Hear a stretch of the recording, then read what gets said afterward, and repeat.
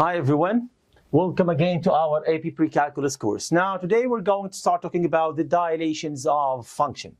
Now talking about dilations of the functions, we have the vertical and the horizontal dilation for the function. Now the function maybe be compressed or maybe be expand while we're talking about the dilations of the function. That depends on the factor that we're multiplying the function itself with it or the x inside the function itself with it.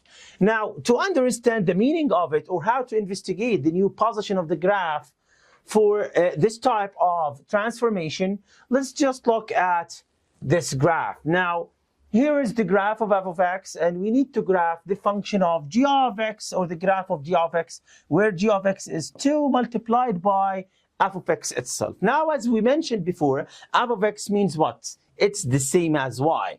So as we talked before together, to do transformation for any function, just to break your function into the main points, which they are this point, this point, this point, and this point as well.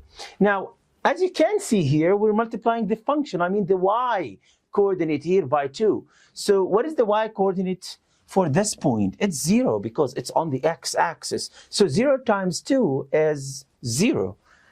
0 times 2 is equals to 0. So there is no transformation for it. But what about this one? What is the y coordinate here? It's 2. Multiplied it by 2, it becomes 4. So the new point will be here at 4.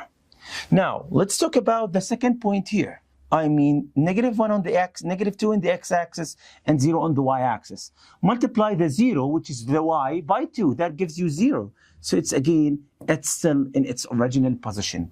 While look at this point. It's at 3 on the y-axis. Multiplied it by 2, it becomes where?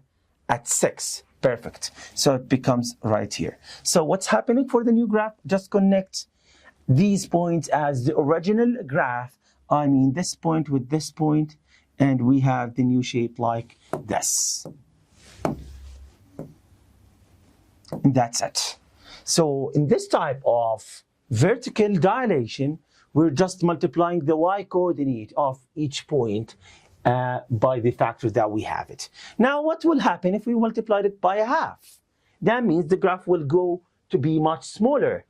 Here, the graph is going to be much greater because the factor is greater than 1. But here, the factor is smaller than 1 and greater than 0. And knowing that if you multiply it by a negative, we have reflection.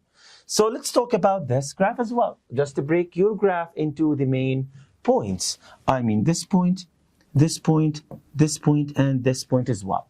Now, look here, the first point is on the x-axis, which means the y coordinate of it is equals to 0, so there is no change for it.